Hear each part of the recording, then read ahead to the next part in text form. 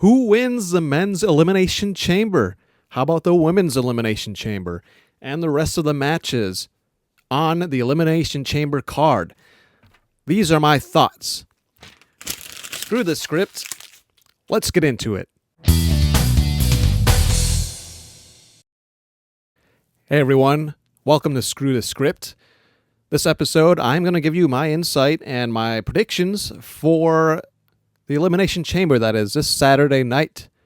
I'm very looking forward to this card. It's actually a pretty small card. I know Elimination Chambers typically take a while, well over a half an hour to like 45 minutes. So it makes sense that there's only 4 matches, at least that I'm aware of, that are announced on the card. So I'm going to give you my predictions on those 4 matches. We're going to start with, we'll start kind of in order of excitement. I'll say it that. So the first match we'll start with is going to be the women's tag team match. It's Tiffany Stratton and Trish Stratus versus Nia Jax, I believe, and Candice LeRae. Yep. Real quick, Tiffany Stratton. I'm actually Minnesota born and raised, so represent from Tiffany. She's done a fine job in WWE so far. And not much to be said really on this match. I'm not like overly excited for it. I'm sure it'll be a fun match. It'll be nice to see Trish Stratus in the ring again. She is one of the best all-time female wrestlers in the WWE.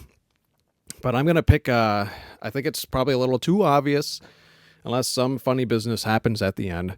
I'm picking Stratton to win and Trish Stratus. I'm going to also give you my outcomes as well, not just who I think is going to win.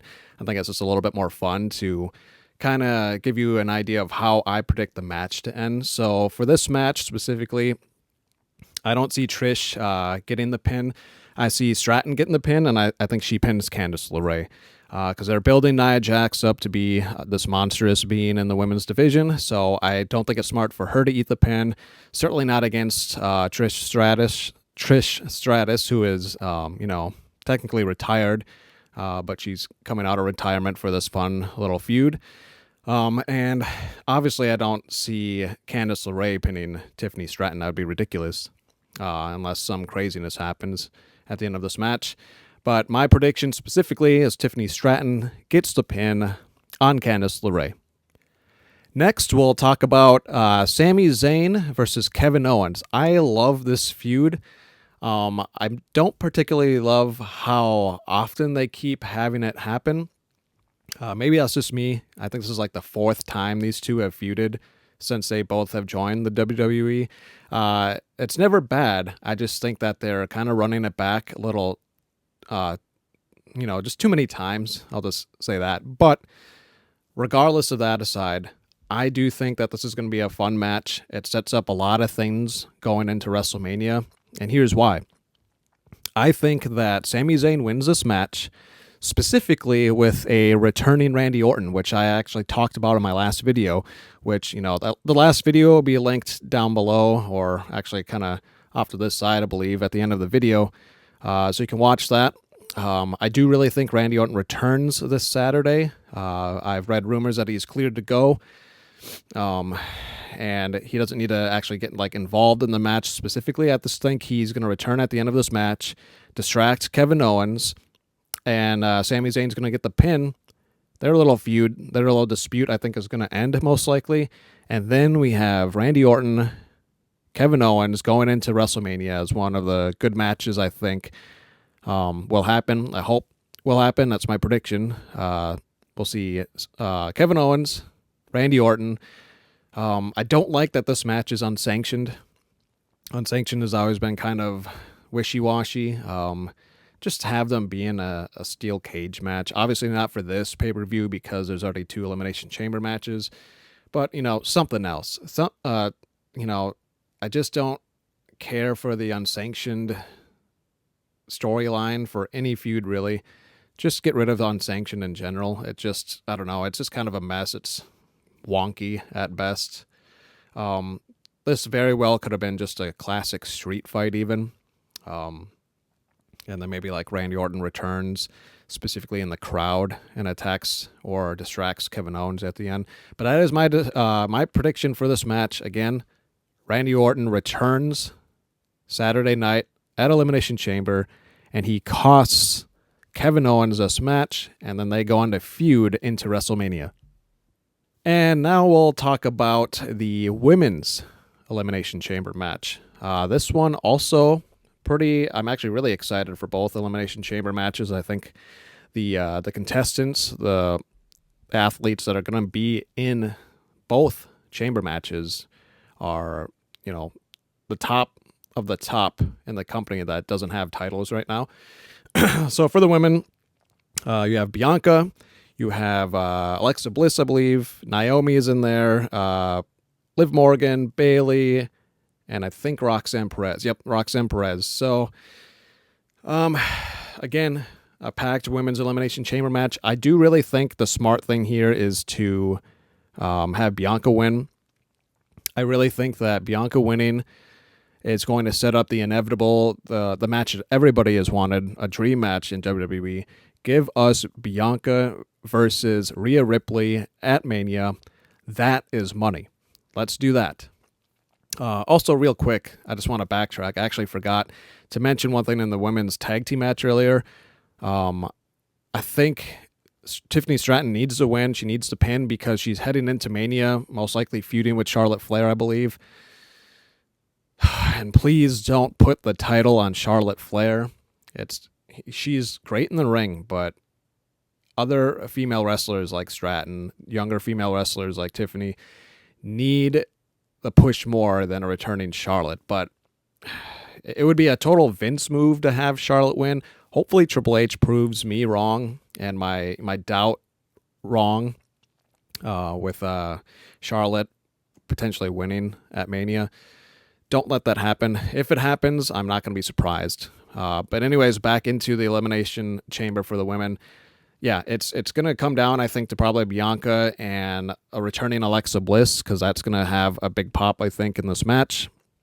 But I do think at the end, we are going to see Bianca Belair win, and that'll set up two really good women's matches for Mania. You'll have Tiff Stratton, most likely, against Charlotte.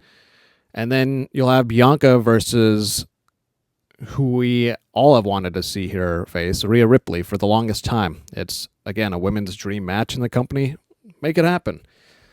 So that's what I have to say about that. And next we'll go on to the most exciting match that, honestly, we're all waiting for, because there's, so many possibilities and outcomes that can happen in this match. So next we'll be talking about the men's Elimination Chamber match. Finally, we have the men's Elimination Chamber match, and by God, is this a stacked men's Elimination Chamber match if I've ever seen one. You've got Seth Rollins, CM Punk, John Cena on his retirement, his final run going into retirement. You've got Drew McIntyre, you've got Jake Paul, Damian Priest. I mean, Seth Rollins, if I didn't say him.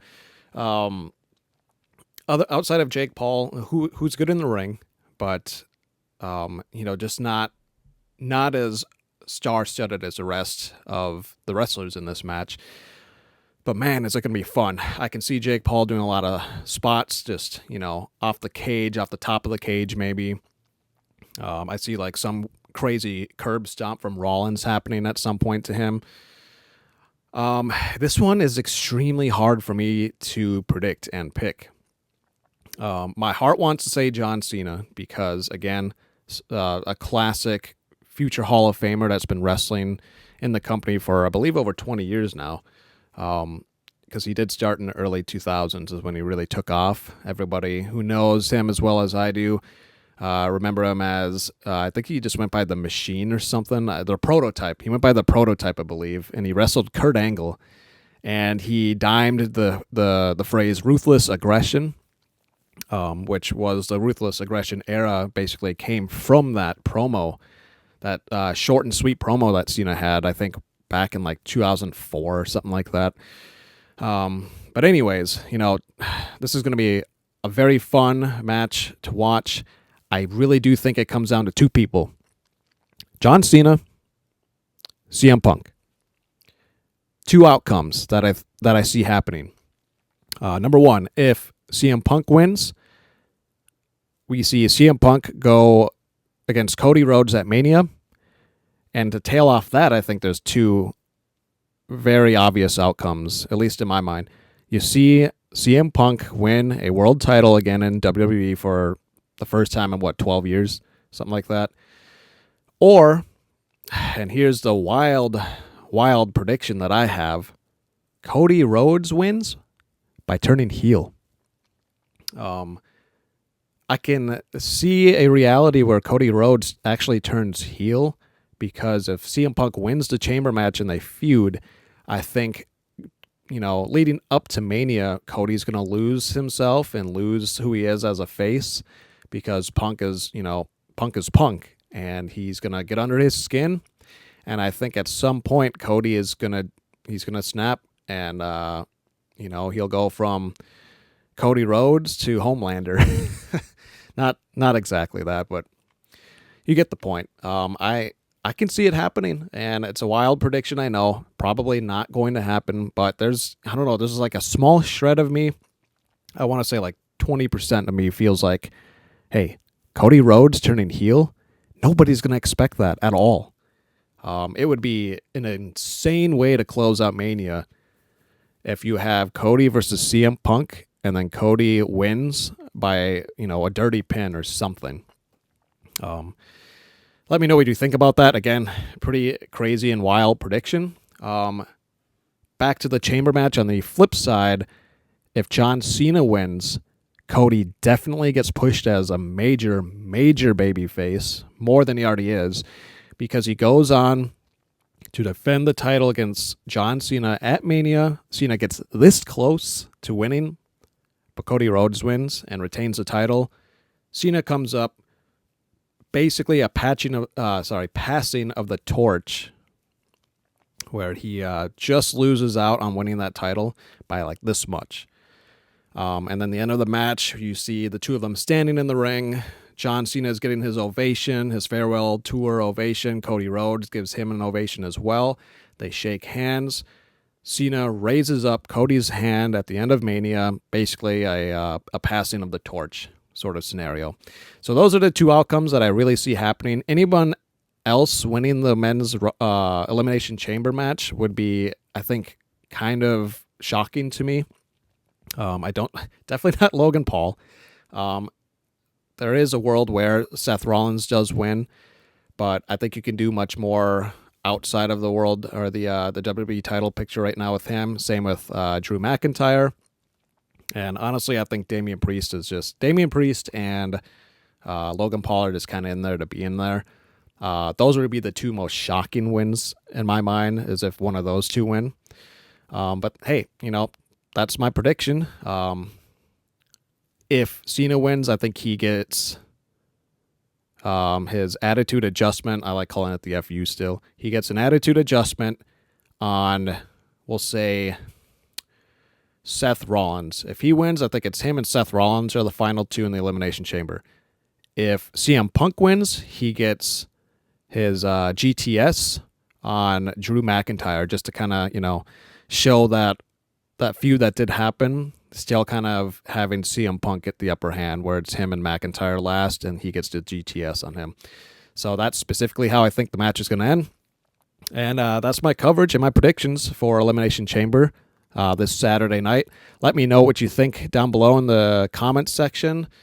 Please like this video.